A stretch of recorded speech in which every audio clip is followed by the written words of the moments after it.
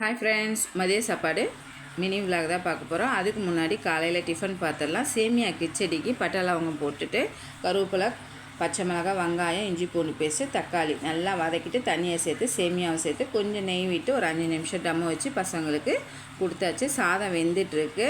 மாங்காய் முருங்கைக்காய் சாம்பாருக்கு தாளி போட்டு முருங்கைக்காவை நல்லா வதக்கிட்டு பருப்பை சேர்த்து மிளகாத்தூளையும் சேர்த்து நல்லா மலர வச்சுட்டு மாங்காவை சேர்த்து ஒரு 2 செகண்ட் விட்டோன்னே ரெடி ஆகிடுச்சு. மாங்காய் முருங்கைக்காய் சாம்பார் செம்மையாக இருக்கும். அதுக்கு வெண்டைக்காய் வறுவலுக்கு சீரகம் கருவேப்பிலை போட்டு தாளிச்சிட்டு வெண்டைக்காவை நல்லா ஃப்ரை பண்ணிட்டு மிளகாத்தூள் உப்பு போட்டு சுருள வெண்டைக்காவை வறுத்தாச்சு. ஒரு பக்கம் ஜவ்வரிசி அப்பளத்தை வறுத்துட்டு அதிலே தாளி போட்டு வெங்காயம் பூண்டு போட்டு வதக்கிட்டு முருங்கைக்கீரையும் சேர்த்து வெந்த பிறகு கொஞ்சமாக தேங்காய் துருவல் போட்டு இறக்கியாச்சு.